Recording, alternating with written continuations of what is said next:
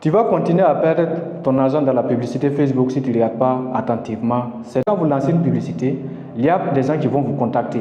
Donc souvent ça peut être comme ça peut être 100 personnes, ça peut être 30 personnes, 20 personnes, 45 personnes. Dans le marketing digital, c'est 3%. C'est-à-dire si 100 personnes vous contactent, il y a 3 personnes qui sont derrière qui vont passer à l'achat. Il arrive souvent que vous allez vendre à 10 personnes, vous allez vendre à 5 personnes, vous allez vendre à 7 personnes. Maintenant le problème c'est quoi? Tous ceux qui sont restés là, ils sont passés où? Qu'est-ce que vous avez fait d'eux? 80% de vos ventes viennent de suivi. 80% de vos ventes viennent de suivi. Parce que j'ai expliqué que quand des gens vont vous contacter, il y a 3 personnes, il y a 10 personnes qui vont lancer la commande, mais les autres ne vont pas passer sur les champs. Donc c'est là-bas que vous allez faire plus de ventes. Voilà. Tous les gens qui n'ont pas payé sur les champs, c'est là-bas que vous allez faire le maximum de ventes. Et comment faire ça? D'abord, il faut organiser les suivis.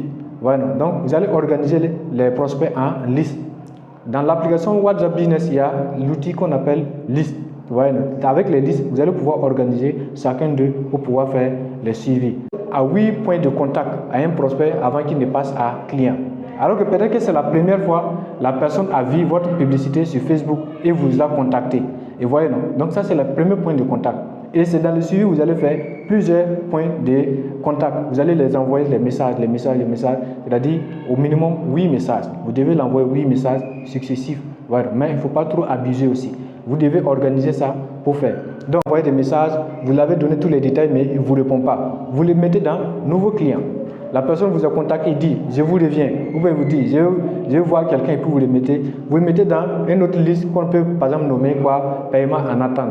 Voilà. Donc, ceux qui ont payé, vous les mettez dans payer. Voici, vous avez divisé vos prospects en 3 groupes. Les clients, ceux qui sont en paiement en attente et ceux toujours qui sont en prospect.